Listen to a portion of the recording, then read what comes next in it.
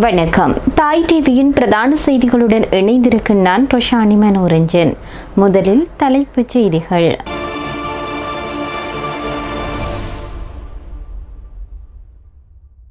உணவு போதாதெனின் இன்னும் கேட்கலாம். சுரேஷ் அளவிற்கு அமைச்சர் அறிவுரை. வேதிக்கு இறங்கியவர்களை துப்பாக்கியால் சுட்டுக் கொன்றீர்கள். நாவலின் முகத்திற்கே பேசிய ஆளுந்தரப்பு எம்பி.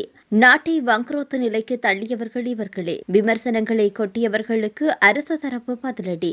இறுதிப் போரை தலைகீழாக மாற்றியிருக்கும் ஒரு சந்தர்ப்பம். ரஞ்சித் சியாம்லா பிட்டிய வெளிப்படுத்திய ரகசியம்.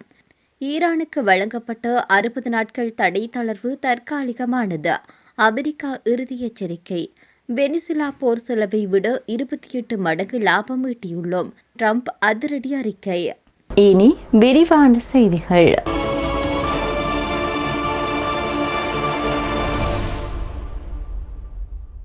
சுரேசாலி நலமாக இருப்பதாகவும் அவருடைய உயிருக்கு எந்தவிதமான ஆபத்தும் இல்லை என்றும் அமைச்சரவை பேச்சாளரும் அமைச்சருமான நலிந்த ஜேதிச தெரிவித்திருக்கின்றார். அரசு தகவல் திணைக்களத்தில் நேற்றைய தினம் இடம்பெற்றிருக்கக்கூடிய அமைச்சரவை முடிவுகளை அறிவிக்கும் வாராந்த செய்தியாளர் சந்திப்பின் போது இந்த விடயத்தை அவர் தெரிவித்திருக்கின்றார். மேலும் அவர் தெரிவித்ததாவது: குற்றப்புலனாய்வு திணைக்களத்தில் தடுப்பு காவலில் வைக்கப்பட்டுள்ள சுரேசாலைவிற்கு என்று பிரத்யேகமாக எந்தவொரு விசேட அறையும் உருவாக்கப்படவில்லை. எப்போதும் போன்று அங்குள்ள சாதாரண அறையில்தான் அவர் தடுத்து வைக்கப்பட்டுள்ளார். எப்போதும் போன்று போல அங்குள்ள சாதாரண அறையில்தான் அவர் தடுத்து வைக்கப்பட்டுள்ளார். சாலை தடுத்து வைக்கப்பட்டிருந்த குறித்த விசாலமான அறையில் அதற்கு முன்னரும் கூட பலர் தடுத்து வைக்கப்பட்டிருந்தனர். எனினும் அப்போது எந்தவித முறைப்பாடுகளும் முன்வைக்கப்படவில்லை. அத்துடன் இந்த அறைகள் 2024ஆம் ஆண்டு செப்டம்பர் மாதத்திற்கு பின்னர் புதிதாக உருவாக்கப்பட்டவை அல்ல. தற்போது கொழும்பு தேசிய வைத்தியசாலையில் அனுமதிக்கப்பட்டுள்ள சுரேசாலைவிற்கு உணவு வழங்கப்படாமல் இல்லை. மாறாக அவர் வாயினால் உணவு உண்ட மறுப்பு வெளியிட்டு வருகின்றமையே இங்கு பிரதான பிரச்சினை. எனினும் தேசிய வைத்தியசாலையில் அவருக்கு தேவையான ஊட்டச்சத்துக்கள் தொடர்ந்து வழங்கப்பட்டு வருகிறது. அவர் தற்போது சுய நினைவுடன் நடமாடுவதுடன் அவருடைய தனிப்பட்ட வேலைகளை அவரே செய்து கொள்கிறார். வாயினால் அன்றி மூக்கில் இடப்பட்டிருக்கக்கூடிய குழாயூடாக அவருக்கான உணவு வழங்கப்பட்டு வருகிறது. எனவே அவருக்கு தேவையான ஊட்டச்சத்து சரியாக வழங்கப்பட்டு வருகின்றன. அவரது வீட்டிலிருந்து அவருக்கு உணவு கொண்டு வந்து கொடுக்கப்படுவதுடன் அந்த உணவு போதாது எனில் இன்னும் அதிகமாக அவருடைய மனைவியிடம் கேட்டு பெற முடியும். அவ்வாறு கொண்டுவரப்படும் உணவினை அவருடைய மனைவியை அவருக்கு வழங்கி வருகின்றார். எனவே அடிப்படையில் அவர் எந்த பிரச்சனையுமின்றி இருப்பதனால் அவருடைய உயிருக்கு எந்தவிதமான ஆபத்தும் கிடையாது. அவர் உணவு உட்கொள்ளாமல் இருப்பதற்கான வெளியே மேடைகள் அமைத்தோ கூட்டங்கள் மற்றும் ஊடகவியலாளர் சந்திப்புகளை நடத்தியோ அல்லது பூஜைகளை நடத்தியோ எந்த ஒரு பயனும் இல்லை. அவர் உணவு உட்கொள்ளாமல் இருப்பதற்காக வெளியே மேடைகளை அமைத்தோ கூட்டங்கள் மற்றும் ஊடகவியலாளர் சந்திப்புகளை நடத்தியோ அல்லது பூஜைகளை நடத்தியோ எந்த ஒரு பயனும் இல்லை. வெளியே பதாதைகளை கட்டுவதை விடுத்து அவருடைய மனைவியையும் பிள்ளைகளும் அவரிடம் சென்று உணவை உட்கொள்ளுமாறு கூறினால் இந்த பிரச்சினை என்பது உடனடியாக முடிவுக்கு வந்துவிடும். நாட்டில் இடம்பெற்ற மிக கொடூரமான கொலை சம்பவங்கள் தொடர்பாக குற்றப்புலனாய்வு திணைக்களம் தற்போது விசாரணைகளை முன்னெடுத்து வருகின்றன. எனவே அந்த குற்றப்புலனாய்வு விசாரணை செயல்முறைக்கு முழுமையான ஒத்துழைப்பை வழங்குவதே ஒரு பிரஜையின் பொறுப்பாகும். எனவே அதற்கமைய அவர் செயல்பட வேண்டும் என குறிப்பிட்டிருக்கின்றார். சுற்றுச்சூழல் பிரச்சினைகளுக்காக வீதியில் இறங்கி போராடியவர் அன்று உங்கள் ஆட்சியில் துப்பாக்கியிலேயே பதில் கூறினீர்கள். இன்று உரிமைக்காக வீதியில் இறங்கி போராடும் தொழிற்சங்கங்கள் பற்றி நாமல் ராஜபக்ஷ பேசுகின்றார். வரலாற்றில் நீங்கள் என்ன செய்தீர்கள் என்று இந்த நாட்டு மக்களுக்கு நன்றாக தெரியும் என்று தேசிய மக்கள் சக்தியினுடைய நாடாளுமன்ற உறுப்பினரான ஜெயத் மனுவர்தன தெரிவித்திருக்கின்றார். ஒன்றில் தேசிய சுற்றுச்சூழல் சட்டமூலம் மீதான 2ஆம் மதிப்பீட்டு விவாதத்தில் கலந்து கொண்டு உரையாற்றும் போது இதனை குறிப்பிட்டார். தொடர்ந்து உரையாற்றிய அவர் 2013ஆம் ஆண்டில் ரத்துபஸ்வெல பகுதியில் உள்ள தொழிற்சாலை ஒன்றிலிருந்து வெளியேறிய கழிவுநீர் கிணறுகளில் கலந்ததற்கு எதிராக மக்கள் வீதியில் இறங்கி ஆர்ப்பாட்டம் செய்த போது ராஜபக்ஷ அரசாங்கம் என்ன செய்தது? 17 வயது மாணவன் ஒருவனை சுட்டுக் கொன்றார்கள். மேலும் 2 கொல்லப்பட்டனர். 40க்கும் மேற்பட்டோர் காயமடைந்தனர். அன்று இந்த சுற்றுச்சூழல் பிரச்சினைகளுக்காக வீதியில் இறங்கிய மக்களுக்கு உங்கள் அரசாங்கம் கொடுத்த பதில் இதுதான். ஆனால் இன்று நாமல் ராஜபக்ஷ நாடாளுமன்றத்தில் சுற்றுச்சூழல் பற்றியும் மக்களின் உரிமைகள் பற்றியும் பேசுகிறார். அன்று மீனவர்கள் போராட்டத்தில் ரொஷான் சாணக்கவுக்கு நீங்கள் என்ன செய்தீர்கள்? சுட்டுக் கொன்றீர்கள். அதனால் மக்களின் உரிமைகள் தொடர்பில் பேசுவதற்கு உங்களுக்கு உரிமை இல்லை. மக்களின் அன்பும் மரியாதையும் இந்த அரசாங்கத்திற்கு கிடைத்துள்ளது என்று குறிப்பிட்டார். அரசு நிதியை மோசடி செய்தவர்கள் சிறைக்கு செல்லும் போது தேசப்பற்றாளர்கள் போன்று கருத்து தெரிவிக்கின்றார்கள்.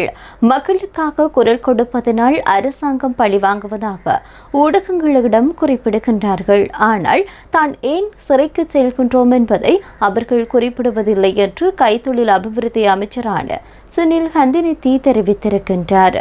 அத்துடன் வழக்குகள் நெருங்கும் போது கலக்கமடைந்து நாடாளுமன்ற சபை நடுவில் வந்து முரண்பட்டுக் கொள்வதனால் ஏதும் மாறப்போவதில்லை. சிறந்த சட்டத்தரணிகள் உதவியை பெற்று வழக்கு விசாரணைகளுக்கு முகம் கொடுங்கள் என வலியுறுத்தினார். நாடாளுமன்றத்தில் நேற்றைய தினம் நடைபெற்ற சேர்மதி வரி சட்டம் மூலம் 2வது மதிப்பீடு சிறப்பு பண்டு அறவீட்டு சட்டத்தின் கீழான வர்த்தமானி அறிவித்தல்களில் வெளியிடப்பட்டுள்ள 2 கட்டளைகள் இறக்குமதி ஏற்றுமதி சட்டத்தின் கீழான விதிமுறைகள் என்பன மீதான விவாதத்தில் உரையாற்றும் போது அவர் இவ்வாறு குறிப்பிட்டார். அவர் மேலும் தெரிவிக்கையில், கடந்த அரசாங்கங்களில் நீதித்துறையின் மீது அழுத்தம் பிரயோகிக்கப்பட்டது. அரசியல் செல்வாக்கு ஆதிக்கம் செலுத்தியது. அவ்வாறான தன்மை தற்போது கிடையாது. அதற்கான அவசியமும் எமக்கு கிடையாது. சட்டத்தின் முன் அனைவரும் சமம் என்பதை முன்னிலைப்படுத்தியே செயல்படுகின்றோம். நீதிமன்ற தீர்ப்புகளில் இருந்து தப்பித்துக் கொள்வதற்காக கடந்த அரசாங்கங்களில் எதிர்த்தரப்பில் இருந்து ஆளுந்தரப்பு பக்கம் சென்றவர்கள், நாடாளுமன்ற உறுப்புரிமையை விற்பனை செய்தவர்கள், பாதாள குழுக்களுடன் தொடர்பு கொண்டிருந்தவர்கள் என்றும் எதிர்த்தரப்பில் உள்ளார்கள். முழுநாள் விவாதத்தை நடத்தி முன்னாள் பிரதமர் நீதியரசர் பதவி நீக்கப்பட்ட வரலாறு உள்ளது. அவ்வாறான கரை படிந்த சம்பவங்கள் உள்ளன. கடந்த கால கருப்பு வரலாற்று தன்மை இப்போது இல்லை. கட்சியை மாற்றி வழக்கு நடவடிக்கைகளிலிருந்து தப்பிக்க முடியாது என்றும் தெரிவித்தார். 2009ஆம் ஆண்டு நடைபெற்ற தேட்ட கிருள அரசுக்கு மகுட கண்காட்சியில் முன்னாள் ஜனாதிபதி மஹிந்த ராஜபக்ஷ உட்பட அமைச்சர்கள் குண்டுவெடிப்பில் கொல்லப்படவிருந்த சந்தர்ப்பத்தில் சிரேஷ்ட பிரதிபொலிஸ்மா அதிபர் இளங்கோகோன் தடுத்ததாக முன்னாள் அமைச்சரான ரஞ்சித் சியாம்லாபிட்டிய தெரிவித்திருக்கின்றார். இணையதளம் ஒன்றுக்கு வழங்கிய விசேட சபையில் இந்த விடயத்தை அவர் தெரிவித்திருக்கின்றார். அவர் மேலும் தெரிவித்ததாவது, 2009ஆம் ஆண்டு இறுதி யுத்தம் முடிவுக்கு வரும் காலகட்டத்தில் பிப்ரவரி பிற்காலத்தில் கைது செய்யப்பட்ட இராணுவத்தில் பணியாற்றிய கேர்னல் தர அதிகாரி அவருடைய பெயர் ரஞ்சித் பெரேரா என்று எனக்கு நினைவிருக்கிறது. அவர் பயங்கரவாத அமைப்புகளுடன் தொடர்புகளை பேணிய ஒரு அதிகாரி. அவர் அளித்த வாக்குமூலத்தில் சில விடயங்கள் குறிப்பிட்டிருந்தார். 2009இல் அவர் ஒரு குண்டுதாரியுடன் செயல்பட்டதாகவும் 3 தடவைகள் அவர் அந்த குண்டுதாரியுடன் தன்னுடைய உத்தியோகபூர்வ சீருடையுடன் 3 முறை தேட்டகிருள ராணுவ கண்காட்சிக்கு வந்துள்ளதாகவும், இறுதி நாளில் அது திறந்து வைக்கப்படும் சந்தர்ப்பத்தில் ஜனாதிபதி உள்ளிட்ட அனைவரையும் குண்டு வைத்துக் கொள்ளவே அவர் திட்டமிட்டிருந்துள்ளதாக தெரிவித்தார். ஆனால் திறப்பு விழாவிற்கு முதல் நாள் ஒரு தீர்மானம் எடுக்கப்பட்டிருந்தது. அப்போது அங்கு பாதுகாப்பு பொறுப்பானவர்களாக சிரேஷ்ட பிரதிபொலிஸ்மா அதிபர் இளங்கோகோனி செயல்பட்டார். சோதனையின்றி உள்ளே வருவதற்கு பிரிகேடியர் அல்லது அதற்கு மேற்பட்டவர் உயர் ராணுவ அதிகாரிகளுக்கு மாத்திரமே அனுமதி என்று அந்த தீர்மானத்தின்படி குறித்த கேர்னல் தர அதிகாரிக்கு குண்டுதாரியுடன் உள்ளே நுழைய முடியவில்லை. அதனால் எங்கள் அனைவரின் உயிரும் காப்பாற்றப்பட்டது. அன்று அது நடந்திருந்தால் இறுதிப்போர் தலைகளாக மாறியிருக்கும் என்று தெரிவித்தார்.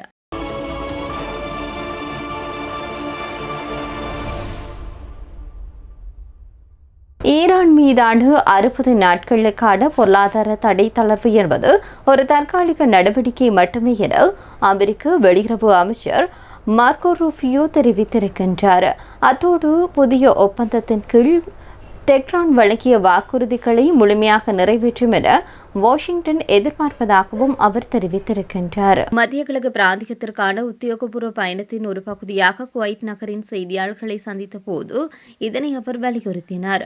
இது தொடர்பில் அவர் மேலும் தெரிவித்ததாவது, ஈரான் தன்னுடைய வாக்குறுதிகளை நிறைவேற்ற தவறினால் தற்போதைய தடைகளை மீண்டும் நடைமுறைப்படுத்துவது உள்ளிட்ட பல தெரிவுகள் ஜனாதிபதி டொனால்டு டிரம்பின் வசம் உள்ளன.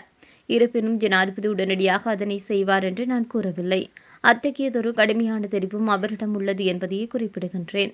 சுவிட்சர்லாந்தில் நடைபெற்ற பேச்சுவார்த்தைகளின் போது ஈரான் மிகவும் தெளிவான மற்றும் நேரடியாக வாக்குறுதிகளை வழங்கியுள்ளதுடன் அந்த வாக்குறுதிகளை அவர்கள் கண்டிப்பாக காப்பாற்ற வேண்டும் என்பதில் ட்ரம்ப் மிகவும் உறுதியாக இருக்கின்றார்.